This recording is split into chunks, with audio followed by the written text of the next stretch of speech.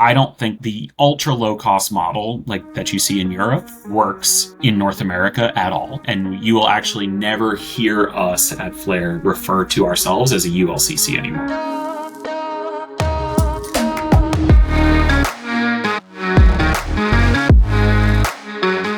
This is the Time on Wing podcast. Welcome back. I'm Courtney Miller with Visual Approach Analytics. With me, as always, Garrick Deschavon of Collateral Verifications. Garrick, who are we talking to today? We will have the pleasure of speaking with Eric Tanner today. Eric Tanner is currently VP of Commercial at Flair Airlines. Before that, he had various roles, including VP Revenue Management and Network Planning, Director of Network Planning and Scheduling for Flair. He was also Senior Analyst Route Planning and Senior Analyst Loyalty Marketing and Manager Loyalty Partnerships with JetBlue.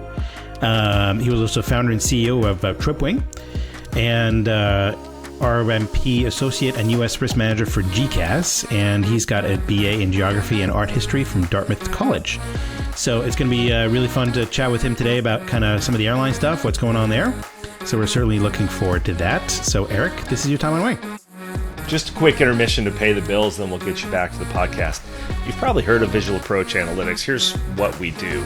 Visual Approach delivers contrarian data analysis on the commercial aviation industry. Subscribers can start with our industry analysis and weekly insights, and then upgrade to access our downloadable charts and visualize market trends. You can even white label our charts in your own branding.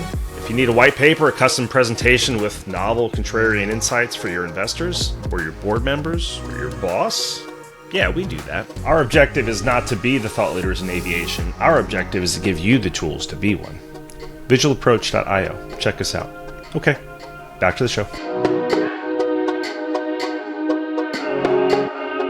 Eric, thanks for joining us on the podcast. I'd love to, have you on and hear about, your background and kind of what's going on in the industry.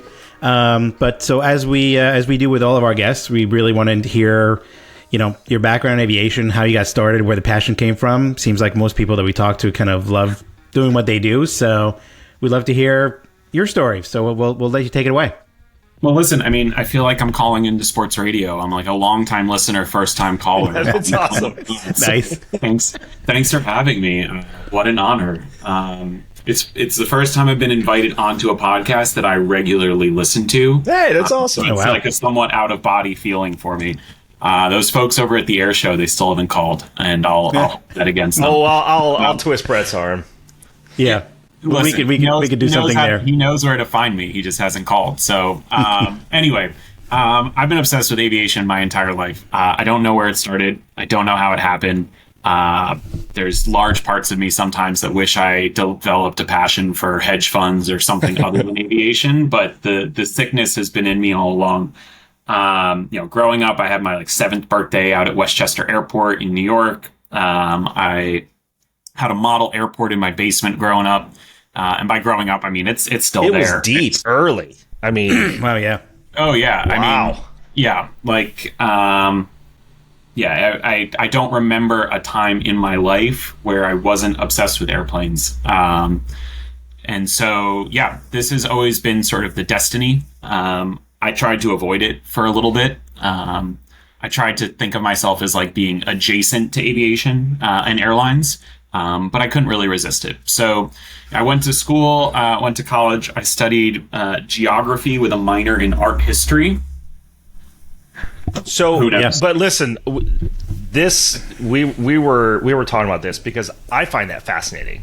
And you're not the only person that we know of who, Garrick, there was somebody who had that combination as well. Is there some weird link between geography and art history that we should know about? There is absolutely none. The backstory is that I wanted to study abroad in Rome and eat Italian food and go to museums for a whole semester. And then I was one class away from being a minor. So I said, screw it, I'll just become a minor. Very cool.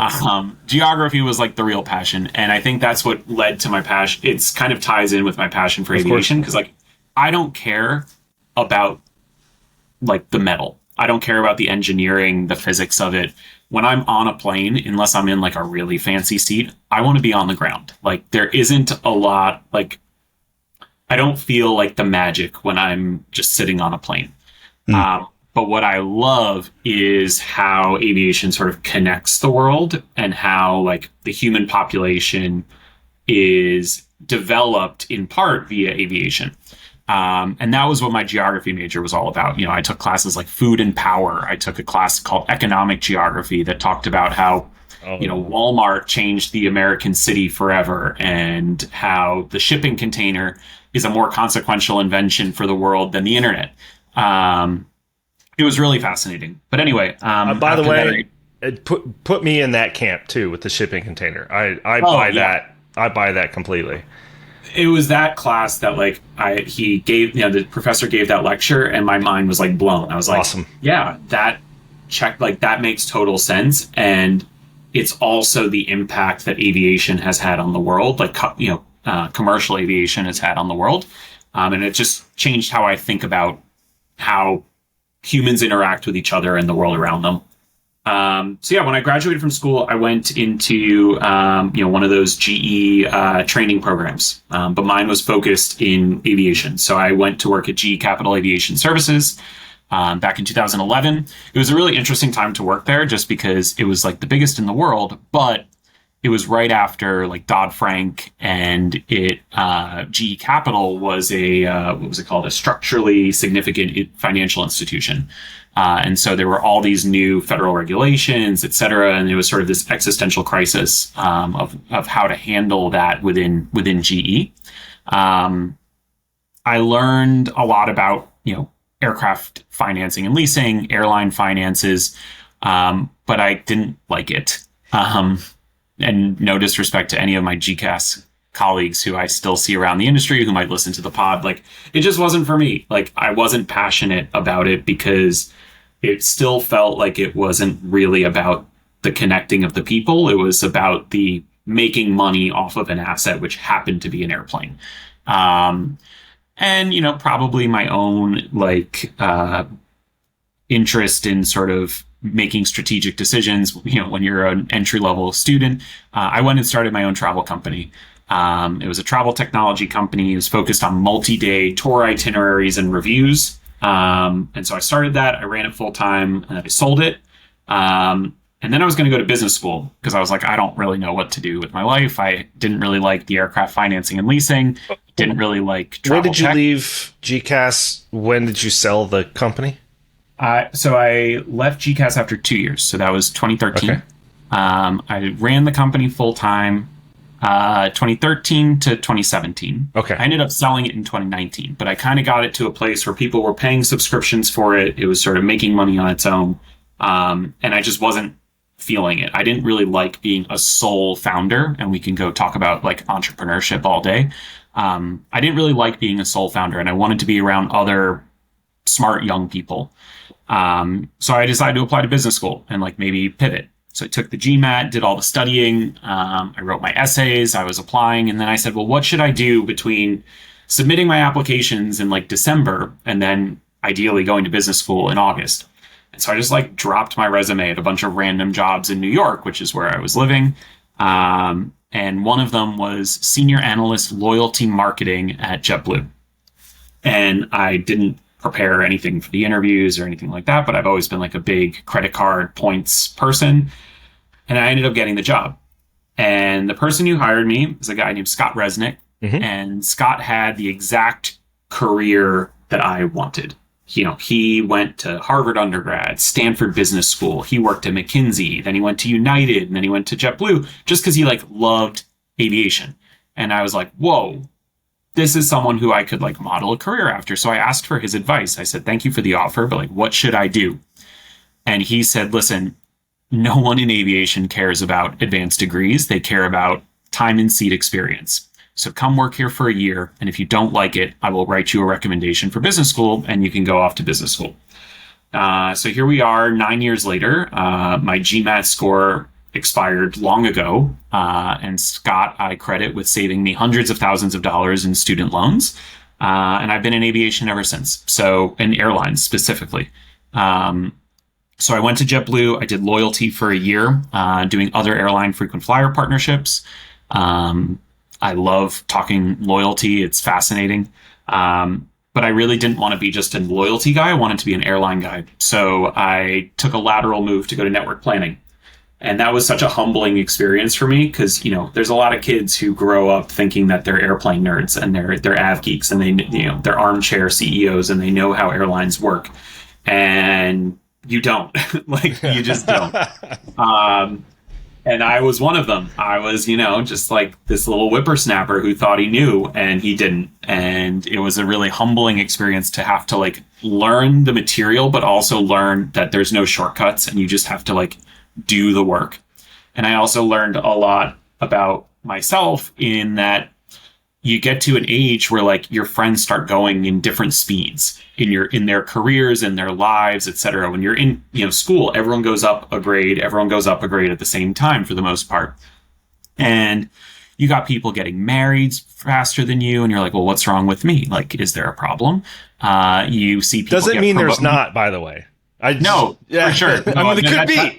That option is still extremely on the table, and if you ask my wife, she has a long list of problems.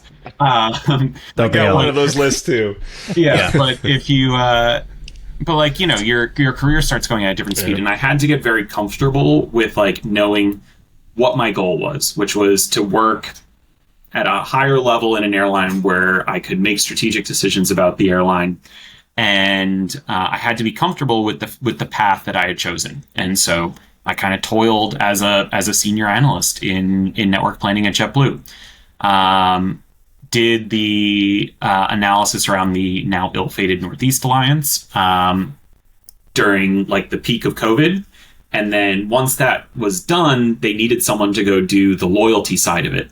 And so they were like, well, you have loyalty experience and you know about the deal. Can you go to the loyalty team and help them? So I did. And then I ended up staying in loyalty as the manager of loyalty partnerships and did the big credit card RFP back in 2021. And then Flair recruited me. It was hard because I didn't want to leave JetBlue. That was my hometown airline. I'm from New York. But it was a pathway back to the center of the airline, which in my opinion is network planning. And it seemed like an exciting opportunity. So came in as the director of network planning, and now 4 years later, and the gray hairs that are starting to come in, I'm now chief commercial officer. Great. Listen, are we comparing gray hairs here? Because I shaved this morning, so I didn't have all the gray sits right here. It's more the losing of the hair. That's the and you're not even close. So this is why you all have a podcast. Well, right, yeah. So that's what you were talking about. Kind of people moving on and all that. Yeah, business school, making that decision. Listen. Start a podcast. I mean, that's getting out of that solopreneur and getting back to talking to people. That's exactly why we started this thing. It's just and everyone knows that's where the money is these days. Paul, you should see the deals we're cutting, right? I think ABC reached out. The money. Has someone from Squarespace reached out yet? No. MailChimp. Yeah, there's all of the brilliant. No, none of that. No, we don't do enough. Wait until they listen to this episode. You'll have the sponsors call them like crazy. I wonder if there's any Canadian like Tim Hortons or something we could get. If anyone on this podcast knows anyone at Tim Hortons, please let me know. That's right. Yeah. No, it's funny because everybody asks us oh, you guys gonna monetize the pod, and we're like. It's good for aviation because it's very niche, but it's so niche. I'm we just do this for fun. I mean, it's great talking to the people, but that's not true. That's not true. We don't do this for fun. We do this to be recognized at conferences. Well, that's true. Yeah. Yeah, we do get that. And then which one gets recognized more than the other? That's the fun part. Yeah, listen, you guys can do your live taping in the men's room of the iStat conference or something like that. Which, it's funny, but you're not the first person to say that. We've had others be like, you should do that and just kind of get people as they're coming in. Be like, hey, welcome. You're on the Humming Podcast. Yeah, we're in the supply closet of the Kierland Ballroom in Phoenix, and we're here doing this. Yeah, we want to get your thoughts about why you're in aviation. Don't worry about us. Just go about your business. Just keep answering the question. Oh, this mop? No, don't worry about that. That's our next guest. That's our next guest. So I want to know a little bit more about the shift into I want to know a lot more things. But since we're on the topic of network planning, you mentioned kind of some of the things that you thought you knew that you learned kind of getting into the network side. I mean, look, even within aviation, and I have limited network planning experience, but so many people within aviation be like, well, why don't they just and then insert oversimplified answer here. What were some of the biggest surprises that you had in network planning? What did you think you knew? Like what that didn't turn out to be the case? I think what I really learned is that, well, first there's like the nuts and bolts, right? Like cost allocation. Mm-hmm. Cost allocation. If you get that wrong, you actually have no idea how your network is performing, and it's not straightforward either. It is like the least straightforward thing ever. And you would go into these meetings, and the first one I went into, I was like, this is so menial and this is going to be really boring. And I walked out of it being like, that was the most consequential meeting we had all year. I think there was that. I think a lot of people don't truly recognize like all of the constraints that you're forced to deal with. I skew much more passionate about scheduling than I do about like the analytics. I love the puzzle of scheduling. And the number of constraints are just staggering. And then on top of that, I think the art mixed with the science. And I think what I didn't realize is that how much of it is just vibes. And so by that, let me give you like an example. Nothing truer has ever been said on this podcast. That's so true. I mean, so much of life is just vibes, right? Like there are airlines today that people think are doing incredibly. And are, I would say a lot of that, like, for public ones, like there's definitely the performance, the numbers speak for themselves, but there's a lot of just vibes and momentum. But when you look at, there's a lot of like game theory around like how people actually value parts of their network. And that is the part that you can't really quantify in any way. And you're just trying to like stare into the soul of some other company's network planning team to say, do you actually care enough about this territory to like fight for it? And that's the part that's like so fascinating that can't really be quantified. And then the last thing I'd say that would sound counterintuitive to that is that everything in airlines is a forecast. And I love when Scott Kirby talks about this. He's like, there's one number that will change an assumption that will change a forecast. And that's the only thing that really matters. And so there is a part where like you just overanalyze, and over time I've come to value people who just sort of like know what is right. And I think a lot of times you spend a lot of time trying to manipulate a forecast to get to the answer that you're looking for. And that was also just like a fascinating learning experience for me. So yeah, I mean, that was a somewhat long-winded thing, but I think the big thing for me was honestly just like the hard skills. How do you convince people in a company about something? How do you make a compelling PowerPoint presentation? How do you lay out your analysis in a way that becomes foolproof? And, I had a lot of people who helped along the way, particularly in the network planning team at JetBlue, who like trained me on those things. And I really think that I credit them with sort of like a go slow to go fast in your career type of thing. Yeah, that was. I've had so many people tell me, like, network planning, that's statistics, right? Yeah, I mean, yeah, it's part of that, but that's not the edge. I've had people fight back when I say that network planning is half art, half science. And they say, no, there's no art in it. Absolutely, there's art. Like and the art is exactly what you said, is game theory. It's a chess match. Yes. I got in trouble from an airline one time. I don't know why they went back and said this, but somebody from network planning asked me, they're like, hey, what would you do? What would you recommend for me to be a better network planner? I said, do you know the person at your competitor? Like, do you know his face? Do you know him? Go meet him. the person who sits in your region and is planning around the flights that you're also planning, go meet him at a conference. Yeah. Get to know totally how agree. he thinks. Don't share secrets. Don't do any of those things. Because when you sit down at the desk, you should have that mindset in your head, because you're playing chess with that person. And I got in trouble because they're like, you're talking about colluding or whatever. I'm like, okay, so you don't get it. I'll mark that up.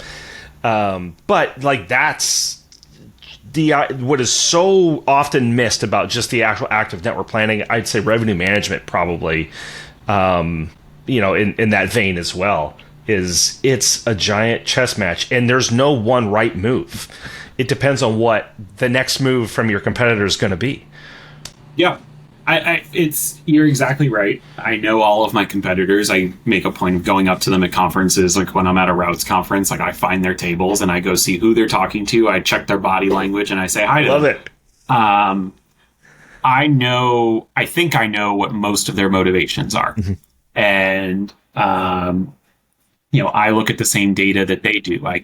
You can sort of try to predict where I think they're going to move. I think the trouble for where we are, and what's been maybe I have like a complex about, is Flair has like a long sordid history. We've built our way out of it over the last few years, and I'm really proud of like the progress that we've made while basically bootstrapping our airline. But when you don't have like a 75 plane order book, and you don't have, $800 million of fresh funding or whatever, it's very hard to sort of put your flag in the ground and say, you don't want to mess with me here because I'm not going to back down, right? Like, I have deployed this aircraft and I have 74 more coming. Like, don't mess with me. And so we have to be very careful about where we deploy our assets to make sure that we can actually defend that position. And I think that has been one of the unique challenges. I mean, I think that my biggest learning, and I don't mean to like diminish what other people do at big airlines, but like the amount of stuff that my team has had to deal with over the past several years of just trying to figure out how to find a place in a very tight environment. I just dream of a day where like, I work at an airline that controls every slot at every major airport at every ideal time and has every corporate contract and has the biggest loyalty program. And, between JetBlue and Flair, I've always worked at the places where you sort of have to fight tooth and nail to like get your customers. And there's nothing that's like a foregone conclusion. And you're always sort of operating whether at a cost or slot or access or network disadvantage. But I think that with that constraint comes like the highest levels of creativity. And I think that that's what makes the job even harder. People always say aviation is the hardest industry, and I agree. But aviation, when you don't have sort of the 80 years of built-in sort of foundation within your airline, I think it's even more challenging and complicated. So Flair entered the market at this time where there was a rush of kind of new ULCCs, right? So this was like just pre-pandemic, right? When these started. So you had Flair, obviously, Lynx, Jetlines. What was the Enerjet? What did they become? They became Lynx, but then there was Swoop as well. And Swoop was, launched by WestJet, which has now been rolled back in. Yep. In that list, there's kind of one left. Why was that Flair? Let me start. Well, actually, I don't want to start there because I want to actually have like a tangential conversation about that topic. So, we do tangents. So I'm gonna fire off a massive tangent in a second. I think it's left because we executed our business model better than the competitors. Swoop sort of existed to kill Flair. Sure. And I think there was a ticking time clock on that where they needed to kill Flair before the next pilot negotiation. And then once the pilot negotiation happened, we knew that Swoop was going to kind of disappear as part of that. And it did. Lynx, in theory, should have beaten Flair. It had a fresh start. It had Indigo money. It had Indigo leadership. And yet they just didn't seemingly run their airline all that well. There was no ancillary. Their flights didn't really make a ton of sense. They were flying at like 60% load factors. You need to be higher. And I think the money just kind of went out a lot faster than they had anticipated, but I don't really know. I didn't realize there was no ancillary component. They had no buy on board. They had no like baggage collection really. Like they would say they charged for it and then they wouldn't. And then the flights were empty. And then jet lines sort of never really came to anything. Like they would put out flights for schedule and then they would never fly them. They kind of did some charter. I didn't really spend a lot of time thinking or worrying about jet lines necessarily. So I think, we probably had to figure our stuff out very quickly. When I joined Flair, we outsourced revenue management, which is crazy to me. And so I brought it in-house, and, our load factors in January 2023, when I brought it in-house, were 72%. And by March, we were up to 90. And we have not had a load factor month that starts with a 7 since January of 2023. And it just shows the value of like actually delivering on the low cost principles of like, you need to fill the plane because 40% of your revenue is coming from ancillary purchases. Forgive my ignorance here, but if one were to outsource revenue management, who would one outsource that to? I didn't even realize that was... This podcast is brought to you by it's a third-party consulting firm. Okay. And I actually think that they're very solid for like a small airline, that particularly like if you don't have a lot of seats, that can like handle revenue management for you. But so this isn't when like you're competing every day. No, it wasn't like a big consulting firm. It was like a very niche, revenue management for airlines type of consulting firm. But anyway, the tangent that I was going to throw in there is like, I don't think the ultra low cost model like that you see in Europe works in North America at all. And you will actually never hear us at Flair refer to ourselves as a ULCC anymore. Interesting. And that is because our seat pitch is, we have the same number of seats on our 737s that WestJet does. Our carry-on bag policy is actually the same as Porter's. Our buy on board is very similar to Air Canada's. Like, why are we cheapening our brand if we're basically the same product at a more affordable cost? And so that's why we won't call ourselves a ULCC anymore. I like that. We are a value to customers. We're just doing ourselves a disservice. But from a network planning perspective, I don't think the European style ULCC works in North America. And the reason is not because of like cost control or cost convergence. There's a little bit that comes with like loyalty programs of being able to like monetize better and, deliver margin superiority. But if you look purely at a network, like look for a network answer, consider the fact that like Ryanair has no competition on like 60 to 65% of their city pairs. Yeah. If you live in, let's say, Porto, Portugal, and you want to go to Bologna in Italy, TAP won't do that for you. Your national carrier won't do that for you. And like back in the day, Alitalia definitely wasn't going to do that for you either. Actually, they may have, but that's a whole separate issue. That's an Alitalia problem. Yeah, that's an Alitalia problem. But Alitalia wasn't going to do that for you either. And those are like two big cities that are like compelling destinations as well. Ryanair flies that. Now, that would be, to me, as if Air Canada only served one city from here in Vancouver, and that was Toronto, their main hub. Because if you think about it in Europe, like Air France is the airline of Paris. It's really Air Paris. Right. Lufthansa is Air Frankfurt and Munich. If you live in Berlin, Lufthansa does basically nothing for you. British Airways is the best example of them all. It is Air London. if you live in Birmingham, Manchester, Glasgow, Edinburgh, Belfast, wherever, British Airways only takes you to London to connect onto the rest of their network. That would be as if Air Canada was Air Toronto. And so the only place they flew from Vancouver was Toronto. The only place they flew from Montreal was Toronto. And they left every other city pair open. So they didn't fly Vancouver, Calgary. They didn't fly Montreal, Fort Lauderdale. They didn't fly, Edmonton to Winnipeg, right? Like, they didn't cover any of those. That would be the opportunity for a ULCC if this was Europe. But all of those routes are covered because in North America, airlines have more than one hub. They cover the map. And so the market to sort of like have these, monopoly routes that Ryanair gets to have or Wizz gets to have doesn't exist in North America. We have zero competition on a total of 3 routes in our whole network. Wow. Yeah.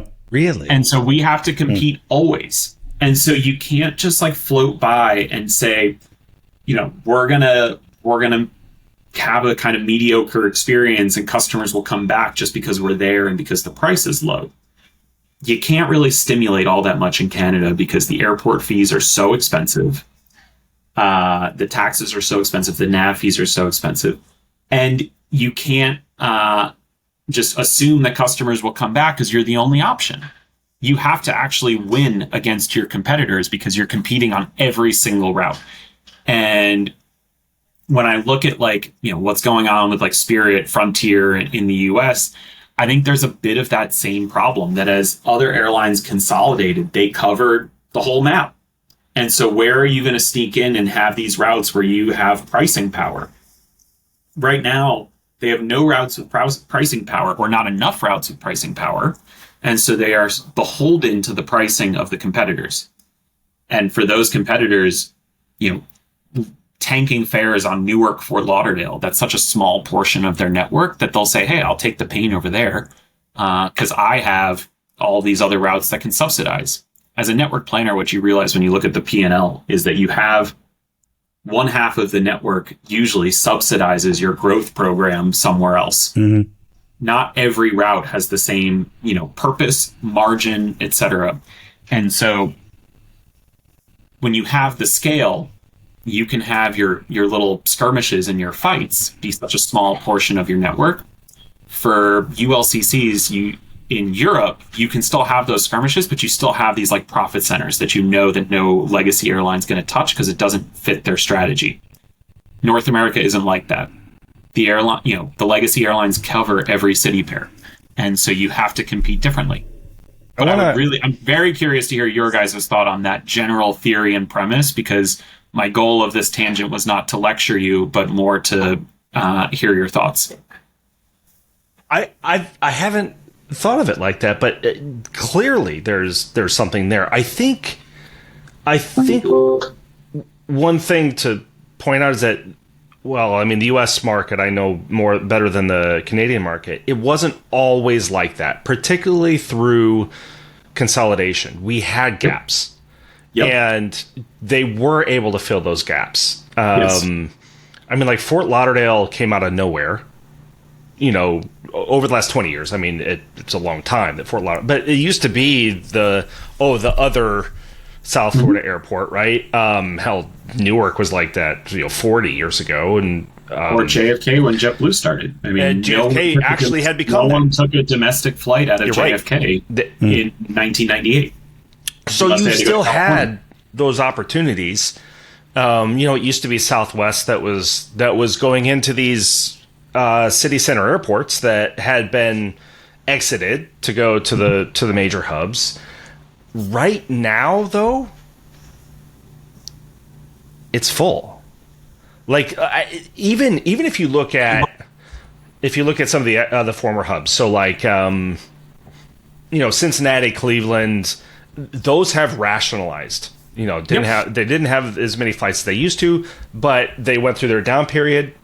They're now balanced, if for lack of a better word. And then you have these other markets, like it's funny to watch, and this is what I do kind of every week with Brett, just kind of watch airlines figure out, oh, wait a minute, this market's doing pretty well. Let's just rush in. So like Austin, Athens. Nashville. Well, please tell me we're talking Greece and not Yes. Georgia. Yes. I just read the cranky newsletter from this week, and it was just like Dallas, Athens, because everything works out of Athens these days. Yeah. Yeah, no, like Austin, Nashville, Raleigh. Raleigh's one that's just kind of rationalizing now, and Yes. Breeze is suddenly all over, like crazy all over Raleigh, Durham, right? And so the pockets are way harder to find.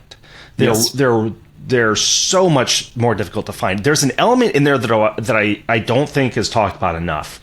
And that is, if you consider that when those openings were there, Frontier, Spirit, Allegiant's different.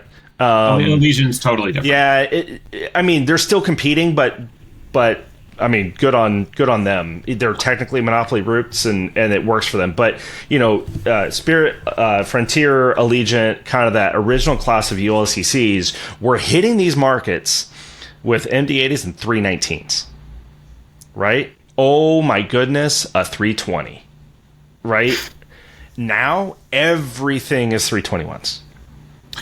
Yeah, and it's a very they're burning the candle on both ends, right? Well, it's an easy way to keep your CASM low.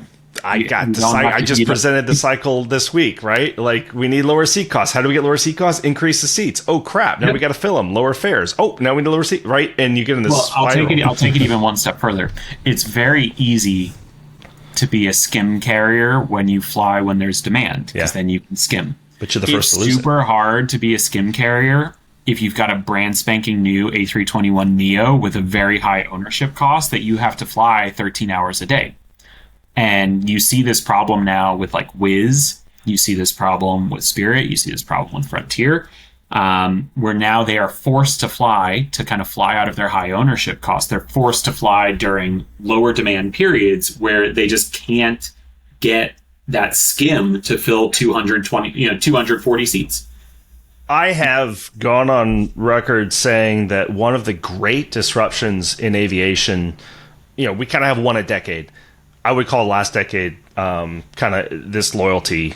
But the one before that, and it's kind of niche, but Allegiant and low utilization flying was so different. Yes. For exactly what you talked about. Now, I think something that could absolutely save Spirit and Frontier today is if they were to lobby to have Tuesday and Wednesday just removed from the calendar. Like, there's just no more Tuesdays and Wednesdays. I think they can pull it off. Same. Right? I mean, yeah, it's just terrible. Maybe Canada will lead the way on that. But no, I mean, I totally agree. I mean, again, like, if you compare the fortunes of Ryanair versus Wizz these days, and the sample size is small, looking at just even like the last year, but like the big difference is that Wizz flies, their big premise is like, we fly 12 and a half hours a day, and they lease all their planes and they keep them brand new. Ryanair owns a large portion of their aircraft and they fly them 10 hours a day. That 2.5 hour difference is probably your lowest, 15% of, 15-20% of P&L routes. And in a 10% margin industry, like, that makes all the difference. Not to mention, being able to depreciate a bunch of your assets where you can actually just like fly them for free. I mean, that was, in my opinion, American's big flaw in COVID was getting rid of older aircraft, because with peaky travel, and I loved, Courtney, your chart about South American flying and on the 777 and how it's gotten peakier. I think that's such a missed opportunity that like Delta can take advantage of with 763s, et cetera. I mean, American to an extent can take advantage of it with the 777. That's why that's the dominant product down to South America these days, is they can fly that more peaky because those planes are like 30 years old now. Yeah. So do you think, based on that, right? Based on the thought that I think the low-cost airlines are potentially struggling with bigger airplanes, is there a shift back to smaller airplanes? Or do you not take the chance of losing the seats in case the demand comes back to be able to fill them? Like, what's the rationale behind that? Like, I mean, I think it's hard to go to like a worse unit economics and frankly, like pretty close on trip cost aircraft, right? Like the idea of going from an 737-800 down to a 700 is like a pretty painful ask. But, if Southwest wants to flood the market with 600, older 737-700s and you can get a lease price of $60K a month, then like, sure, go for it. The problem for the 700 and probably for the 319, et cetera, is that the engine still has a ton of value. So the airframe may be worthless, but the engine, you're still paying 800 prices and you're getting 700 seats. And so that doesn't really work. But I do think, and this is something that, we have said to the market, right? Like for Flair, like we want to grow with used 800s. We are a predominantly MAX airline, and there are enough opportunities in Canada with the MAX where we can fly high util, fill the planes, do well, especially because we're the only, lower cost airline. Like we don't have the same acute issue that Frontier and Spirit have. Like we have a sub fleet that we can fill at high util, but the growth should come from the lower util, secondhand, lower priced 800s. The real issue there is that those assets are still pretty expensive these days. And, the supply chain issues, which what I've sort of continued to learn about, like the beauty of aviation is every day I learned something new that I was just like, I've been obsessed with this industry my entire life, and I just let this never even cross my mind. But, with delays in MAXes, it's just causing everybody to extend their 800s. And at some point that will end. But when you've got 800s out there on the market for $300,000 plus US dollars a month, like you're not really going to get the ability to fly the peaky seasonal schedule that you want. And so I think there's also this risk for airlines who are seeking to grow at all costs and then sign themselves up for a lease that actually doesn't allow them to fly the network that they should be flying. And that's something that we're trying our best to avoid. And it's like, yes, is it disappointing not to be able to grow at the pace that we want? Sure. But do I also want to go sign an 8-year lease on an asset that I don't think is worth $300,000 a month? I think it's worth waiting. Lock it in, man. You should be buying during a seller's market. What could possibly go wrong? Right. Yeah. But that begs the next question, which is what reverts that market? And I think it's obvious that it's some sort of economic downturn.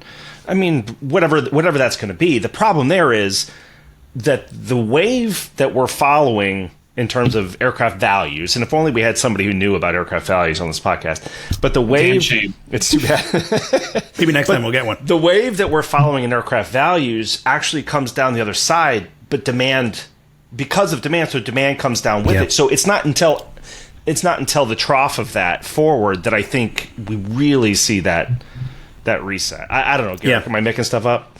No. I mean, take a stand, Garrick. Take a stand. That's right. No. I mean, look, but it's true, right? Because the only way you're going to get cheaper airplanes is if you have some kind of a demand event that triggers, or lower.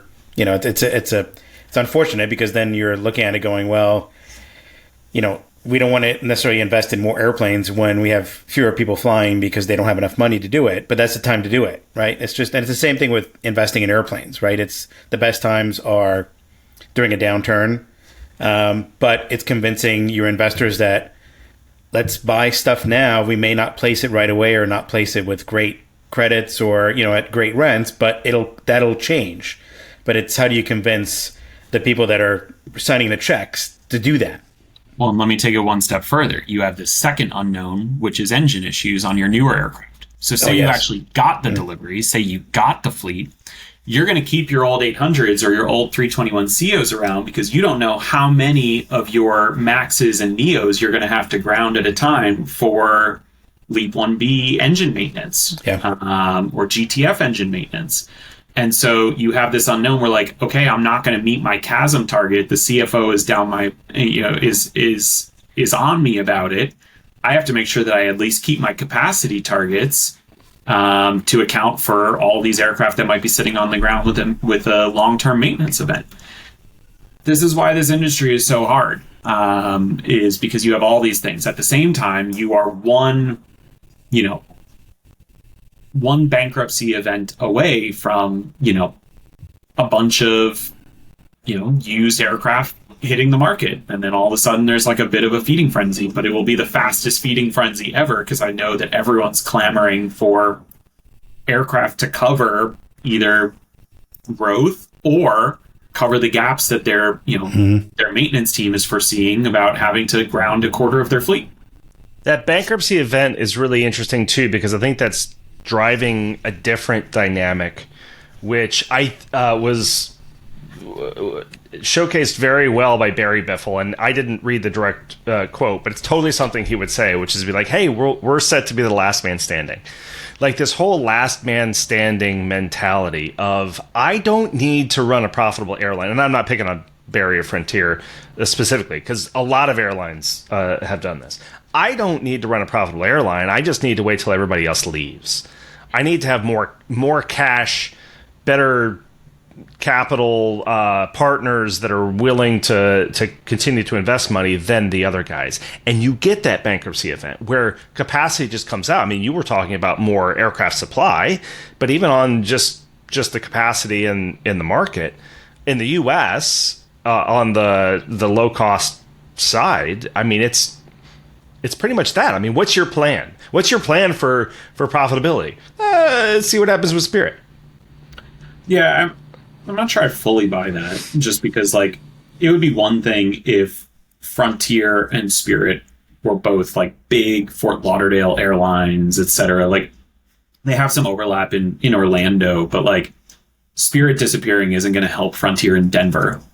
It's not going to help Frontier in Atlanta, like, their two biggest stations. I don't fully see it. That said, like, the concept of, like, you got to be the last man standing is the story of airlines generally. Who's got the best balance sheet? Who can go to war? Who can win the war? Right? Like, that is the story of airlines. I think the issue right now is that, let's say Spirit disappeared. Everyone will benefit from that. And everybody else is way further ahead. And so, like, who's going to fill in Spirit's, like, lost Fort Lauderdale, capacity? Who's going to benefit from that? JetBlue, American, United, etc. Again, it's not going to change much in, Atlanta. Delta's still going to fight Frontier tooth and nail. It's not going to change much in Denver. They'll still be the number 3 carrier. So I think there has to be something more than that. But I don't want to diminish the fact that is, like, a fundamentally, like, huge part of the industry. Is just, like, who has the ability to wait it out. And this gets back to, like, the art versus the science, right? If you're a network planner, you have to be thinking, like, who can fight me in a war and who can I beat in a war, right? Let's say, for example, I started Edmonton, Dallas. American would start 5 daily flights between Edmonton and Dallas the next day.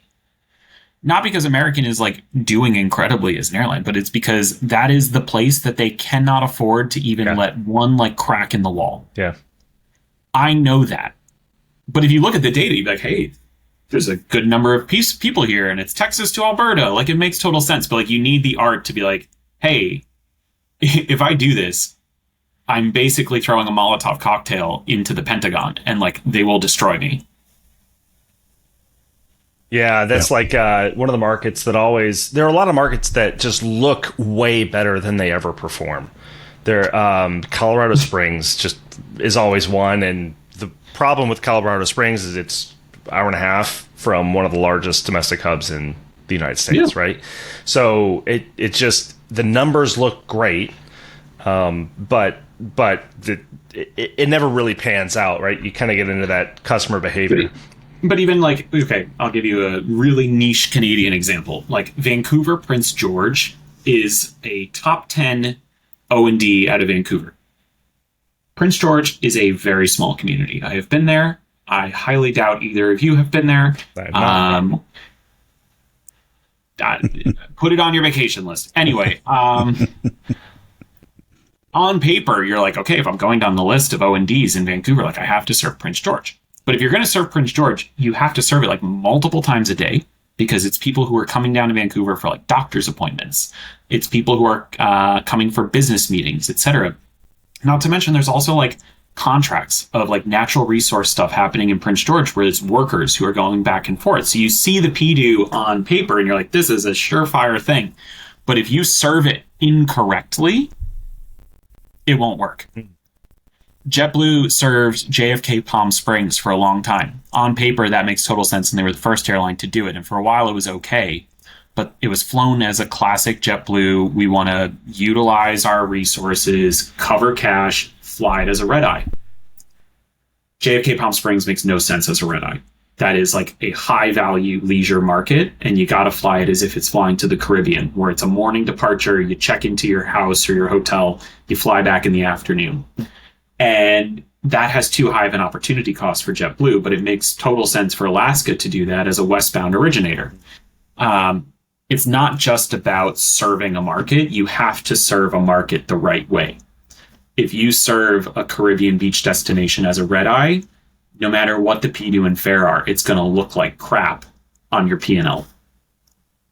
Okay, so let's the art and the science. Let's walk through the hypothetical on Spirit, which is probably a bit early. I mean, you know, who knows? There's still probably a better chance that somebody walks away with the airline than it just disappears. But the winners in an exit, JetBlue's got the overlap, clearly, which, I mean, that's why the judge said no.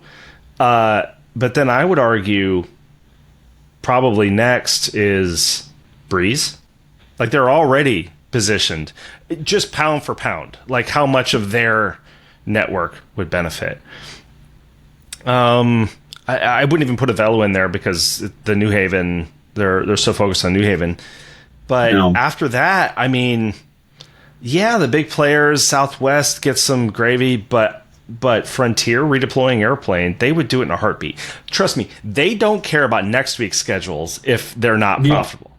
They will change last minute. I agree. I think the big thing will be who can move the assets fastest, and that will be expensive. That will be short-term expensive. Right. But, like, Fort Lauderdale is at capacity. Like, what I really think will be interesting will to see who cares about what biggest parts of the network. So an airline that you haven't mentioned, like American will pounce on those gates in Chicago so fast because I think they feel like idiots that they got caught with their pants down by United. They will go to Chicago and take those L gates lickety split. JetBlue will take so much out of Newark, etc., and maybe even JFK, and put it into Fort Lauderdale. They will try and snatch up those gates as quickly as possible, not only because it's their turf, but also to prevent Frontier from getting in. That's a good point. I think one of the things that is hard about being a free market industry in a very highly regulated environment is like a lot of it will come down to the airport authorities, how they allocate the space at these like very constrained airports, right? If Fort Lauderdale says, we've gotten 4 calls today about Spirit gates, we've gotten it from American, Breeze, Frontier, and JetBlue, so we're going to split the 25, 25, 25, 25. That would suck for the airline that was really ready to own Fort Lauderdale. But they have the power to do that. They could do that, right? Like, Chicago, at the very least, has the seemingly crazy methodology that only Brett understands of like how they allocate gate space. But a lot of it comes down to like building that relationship with the airport and like getting the space and availability. I mean, here in Canada, we have a different problem. All of our gates are common use, but the gates are allocated according to connectivity. And of course, on paper, that makes like kind of sense. But of course, that means that Air Canada always gets the best gates. and we pay the same amount as them, and we are in the gates furthest away because we don't have connections. We have a bunch of slot controlled airports. There's absolutely no visibility into how slots are allocated. There's a capacity declaration, but no one tells you, hey, these are the slots that became available because Lynx went out of business. Here's who's getting them. Here's why, etc. There's no transparency. There's also no enforcement, right? Like Air Canada is not known for having the most on-time airline, and yet they own every single 8 a.m. departure slot in Toronto, Montreal, and Vancouver. And they never lose a slot. And so I think what people sometimes lose sight of in the war games between the airlines is that so much depends on just like, I almost think of like in Gladiator where they're just like putting the thumb up and the thumb down. So much of it depends on the high horse airport sitting there putting their finger on the scale for an airline.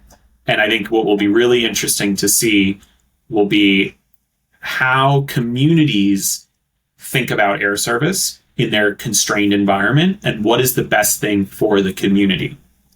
Fort Lauderdale might think that it's competition because the people on the board want to go to New York. They don't care about new destinations. If I look at like Calgary here has way more destinations than it deserves to have. And that's because they've invested in having a hub carrier the same way that like Denver did. And that works for them and their community. But I think what will be most interesting is how airports respond and what they do with their constrained number of assets. That's interesting. That's a side that I don't spend a lot of time on, is kind of the airport decision-making process. But you're absolutely right. I mean, it all comes down to gates. I know, well, but yeah, it's one of the benefits of perks of entrepreneurship. We get to pick and choose. But you're right. I mean, it's just a straight up constraint, right? But this gets back to like, what interests me about aviation, like human geography, is like cities fundamentally should have a strategy of like what they want to do in terms of air service. And I think so few of them do. And so many of them get like almost distracted by like a sexy new route and a ribbon cutting and some international airline with a different livery coming to their airport. But like, I think they should really think long and hard. Like, this is an asset. This is a resource that our community has. How do we want to use it? What do we want its purpose to be? And there are airports around the world that have done an incredibly good job with this. Denver Airport has fueled Denver as a city's growth. That's amazing. They've said, where are we in the country? Where are we in the world? What kind of airport is going to make sense for this community? And they executed it well. And they have a huge growing population in city as a result of it. Singapore, of course, is like the prime example of like creating an aerotropolis. They did an amazing job. But I look at other places like, say, Fort Lauderdale, and I say whether by, just the fact that like it wasn't a very well-designed airport to begin with, but like they will be constrained for decades. And so if you're constrained for decades, how do you want to be thinking about air service in your community? It's the same thing for like tourism, right? Like there's so many great examples of places that have thought freshly about, it's not just about growing tourism, it's about growing tourism smartly. I think about like Bhutan, which says we don't want many tourists to come, so we're just going to charge you an arm and a leg, but have the best hotels in the world.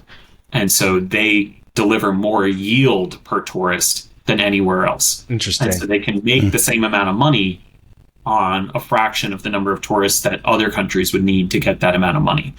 And so I love people who look at their place in the world and then come up with like a thoughtful strategy based on that. And maybe that was my geography major at work. Well, and compare that with like the strategy of like Barcelona and Madrid, where they just hand out squirt guns to the local population to squirt all the tourists at the cafes, right? But also like victims of their own success. Right. You're absolutely right. Yeah.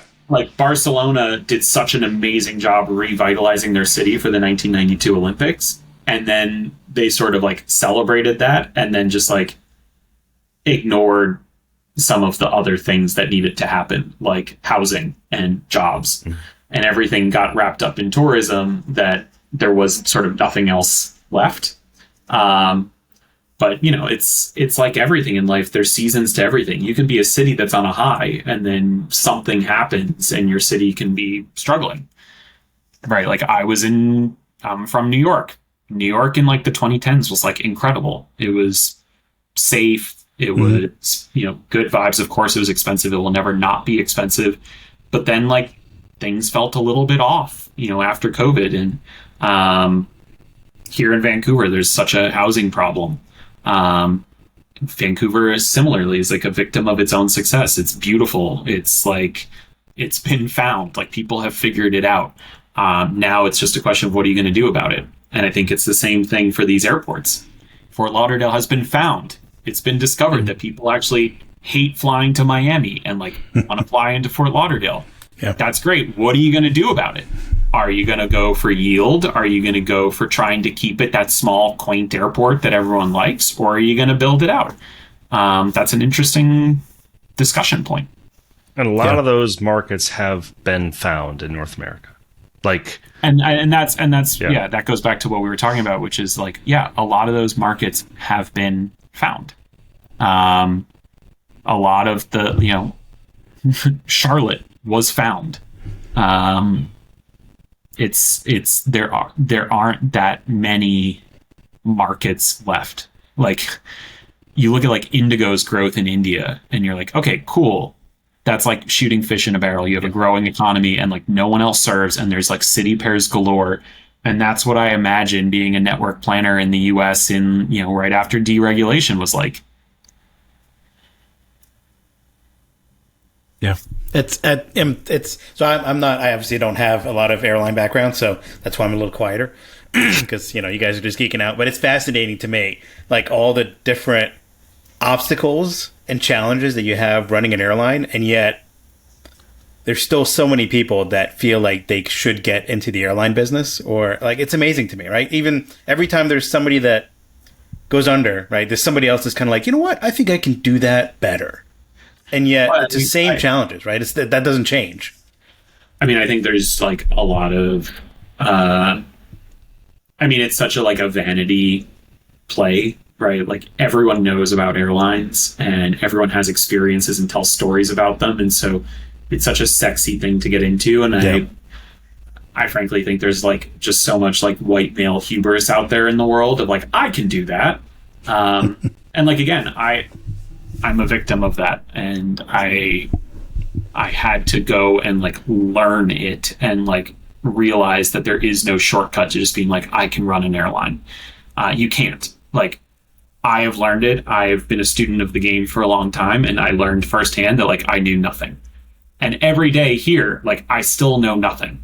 Like I am learning about engine maintenance. I am learning about pilot collective bargaining agreements. I am learning about things that I didn't even know were things.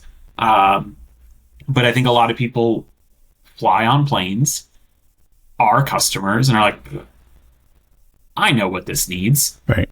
We need better movies on the plane or better food, and then people will buy it. Sure, they might. Right. But that's not going to change the fact that you know nothing about engine maintenance, and that's going to cost you tens of millions of dollars a year. And I think it just speaks to kind of like a lot of the hubris that exists in the world. And I also think that it's people know like the airline CEOs, they're the people on like the safety videos. And I just think there's so much of like society that wants to like get famous and get clout and get rich quick and fly in the front and things like that. And I think what I've learned, in my career is, again, there are absolutely no shortcuts. There, you have to do the work. Exactly. You have to learn. Bitcoin, right? Wasn't that supposed to be a shortcut? No, you can do a podcast. Yeah, right. Everybody's doing, which everybody's doing now. you're selling yourself short. If you make one podcast, you won't make it. You have to put in the work and produce content. You're week right. After week. Oh, absolutely. Yeah, and it's week after week. Yeah. And I know that you're making a joke, Courtney, and it was funny, but thank you. I need to give you guys I need to give you guys some credit that like in order to make this work, it is exhausting to every week be like, I need to come up with something new that the world hasn't seen before. And I think it is one of the best proof points that like there is absolutely no shortcut in life. If you want to be a content creator, you have to be prepared to do the work. You have to be prepared to take no days off, no shortcuts, and to put in the work to make it happen. And that's just on the content side, which is far more idea driven. On the airline side, obviously you need the ideas, you need the game theory and all that, but the execution is 3/4 of it. You know, whatever that number would be. And you're listing just the constraints, and these are just kind of the ones we talked about here. You know, gates, time zones, pilot contracts, maintenance, actual aircraft scheduling, all these type of things. And I mean, I remember at DHL, I learned of a new constraint every week, pavement loading. Like, yes. Oh, I can't park the airplane there? Well, where would I load it? Oh, well, the K loader can't drive between here and there? Like, I never would have thought. Pilot acclimatization. Time zone acclimatization. That was my new one a couple weeks ago. Is this a part of the contract, or if you've got a?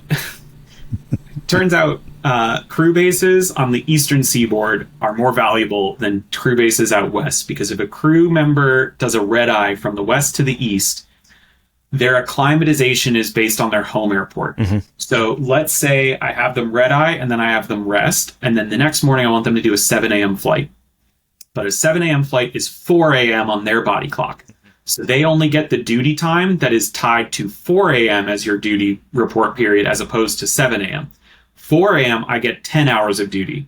7 a.m. I get 13 hours of duty. I've lost 3 hours of duty period because I'm using a West Coast pilot. Wow. That's interesting. Yeah. I never thought of it like that, but yeah, that's a really good point. Like you say, you learn something new every day. Every single day.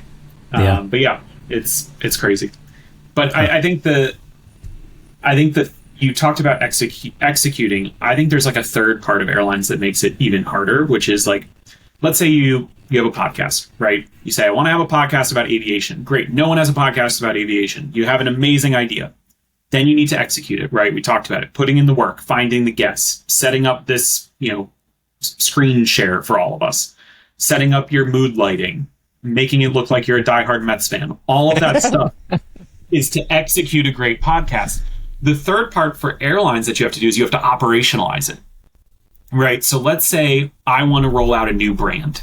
I have a great idea for a new brand. I want to roll out a new tagline. The new tagline is amazing. Then I have to build all of the assets. That's the executing part. But then I need to operationalize it. I need to go to dozens of airports, spread across the continent, make sure every asset is changed, make sure every crew member has the new uniform, make sure every crew member is trained on the new tagline so that they don't say the old tagline anymore. There's that third element that airlines have that maybe like hotels and like other sort of like these frontline big companies have, but that doesn't exist in sort of like the majority of companies, that I think is the third part that probably is the hardest thing to do. Well, it's just geography, a term that we've mentioned often on this podcast, but just the idea of geographic spread. The company, person for person, the geographic spread of an airline is probably the greatest in the world, maybe some shipping companies.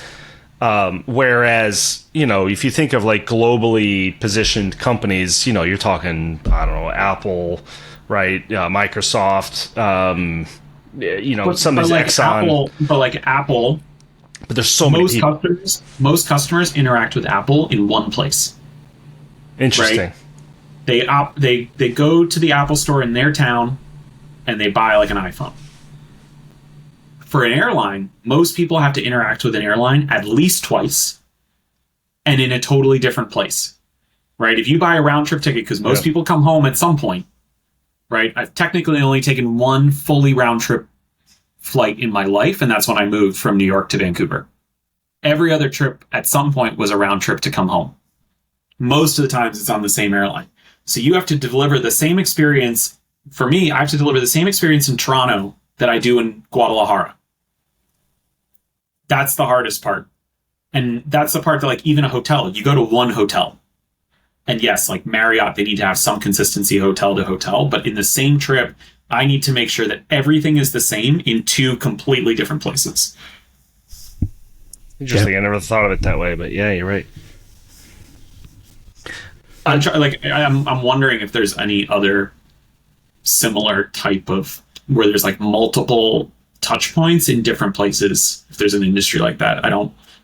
So the franchising like of restaurants comes to mind, right? So like Starbucks, McDonald's. I mean, because there is the travel component. Starbucks is probably one of the. Because now I think it used to be novel in the sense of like the coffee shop concept, but now that there's coffee shops everywhere, the selling point of Starbucks is their consistency, and you know exactly what you're getting. Yeah, they consistently burn their coffee. It's great. Yes, they consistently burn their beans. Yes, thank you. It's terrible. I'm 100% on that train. I would take Dunkin' coffee over Starbucks. Listen, that's just the Northeaster in me. But hold on. That's not insane. Dunkin' coffee is just straight up better than Starbucks. By the way, so is McDonald's. Great coffee. Like would you say that this is the first? You guys are the first ever openly pro Dunkin' aviation podcast? I think so. It's going on a bumper sticker. I think we could, yeah. Congrats. That's huge for you guys. It's going to get a lot of hits. Yeah, we're going to be great. Yeah, we're going to get... You guys next sponsor is going to be Dunkin' Donuts. Or Dunkin', sorry. I can't say Dunkin' Donuts anymore. Yeah, next do the ad read right there. Come on. I know. I just, it's just the old person in me that just, that's what we used to call it in my day. Yeah. You used to have to walk 15 miles to the Dunkin' Donuts, uphill in both directions. With snow, 97 degrees, yeah. And they only had donuts, nothing else. Donuts and coffee, that's all they had. What is this, like fancy drinks? Yeah. And these sandwiches, what is that? Yeah. I'd love to touch on... we talked a little bit about kind of like the ancillary revenue type services and, the even loyalty and like Courtney's done some analysis on that in terms of like how airlines are making money these days. And it feels like there is that continued trend towards, if you're not generating revenue in different ways, it becomes a lot more challenging to actually be, to be profitable as an airline. I'd love to get your thoughts on that, especially as a smaller player, like how do you look at that? Because you have, I think you have less to work with to be able to get those types of revenues. In short, yes. Yes, it is harder.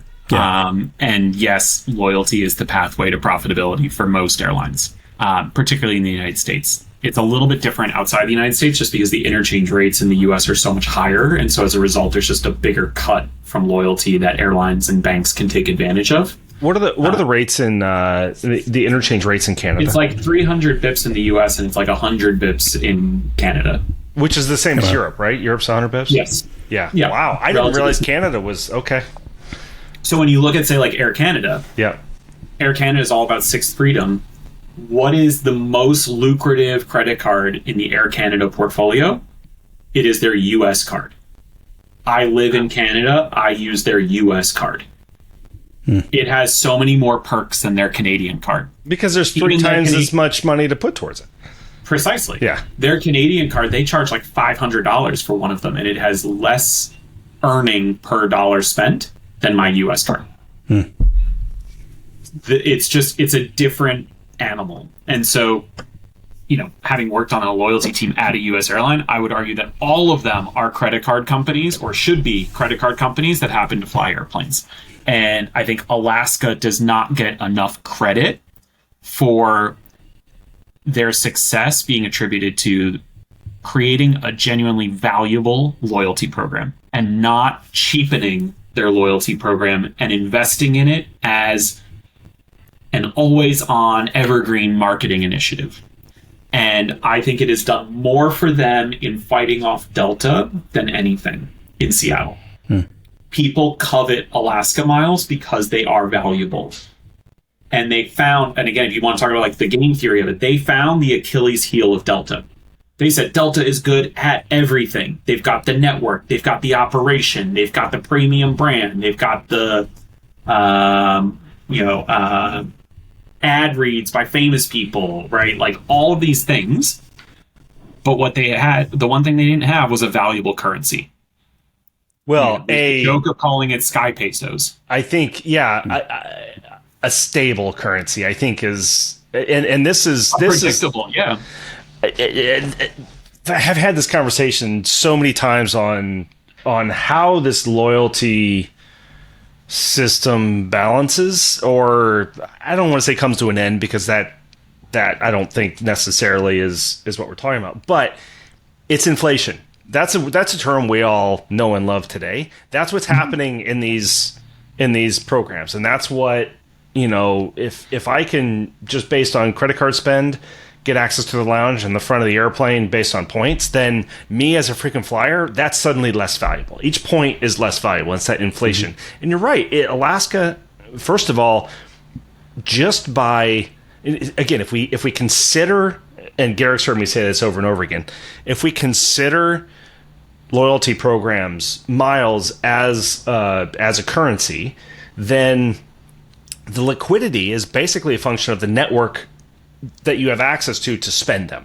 That's where Sky Miles is great, right? That's where Mileage Plus, that's where Advantage, like, you have that network, and those loyalty programs are doing better. But this is where, and I agree with you, this is where Alaska really is punching above their weight. They manually created that network through all these individual partnerships. Well, so that liquidity. Yeah, I totally agree. And unfortunately, I have to run in 2 minutes, so I would love to invite myself back on to talk loyalty all day long with you guys. But you're absolutely right. Like, they looked at their network weakness. We can't cover the world. Delta can cover the world. So they went out and covered the world with loyalty. But what they did was that they made it still feel like a good deal.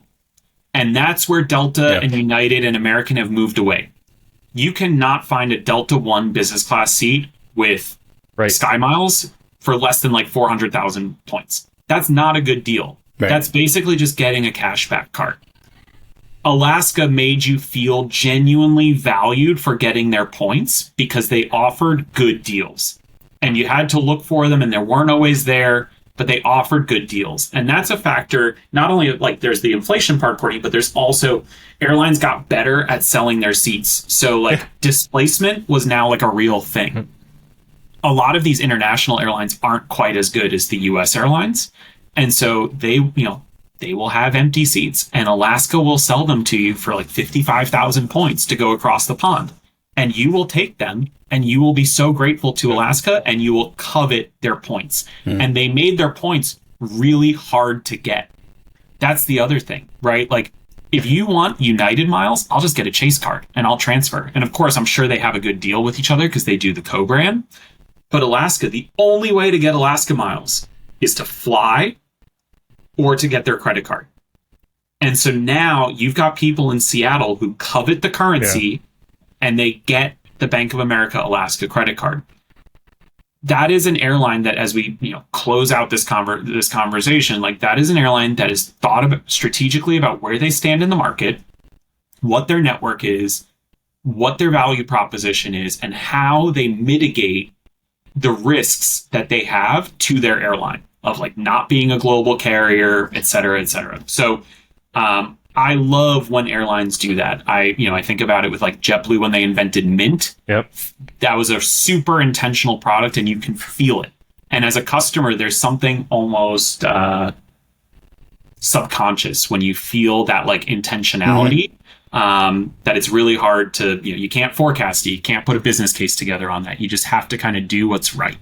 And I think so few airlines are able to kind of, like, bring that all together. And it's something that I aspire to do at some point in my career. Yeah. Well, look, Eric, I know we're getting you at the end of our time here, but this has been really cool, fascinating. It's been great to meet you. It's been a great discussion. We'd love to have you back at some point as well to continue, because a lot to talk about. If you want to do the live taping from my living room, you're welcome here anytime. We'll do the live show. My daughter is an active listener as well. We listen on our morning walks. So nice. She would be starstruck. So thanks for having me on.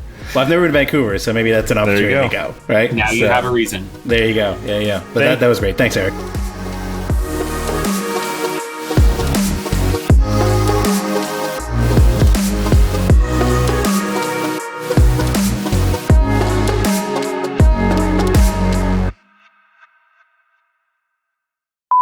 the name of the podcast being what it is has ruined any discussion about, engine shop visits. Oh, yes. Any of the engine stuff and No. yeah, people are just kind of time on wing, this, time, and you're like, yes. You're like, yeah. You stand up, start cheering. Thank you, everybody. Thank you. Yeah. For the returning guests, should we call it, this is your continuing time on wing? I like the direction you're going with it. Light shop visit versus heavy, or first Your shop heavy visit. check. That's a good one. This is your This is your heavy check. This is your heavy check. Yeah. You've already done your time on wing, so this is your heavy check. Nice. Yeah. Put the gloves on.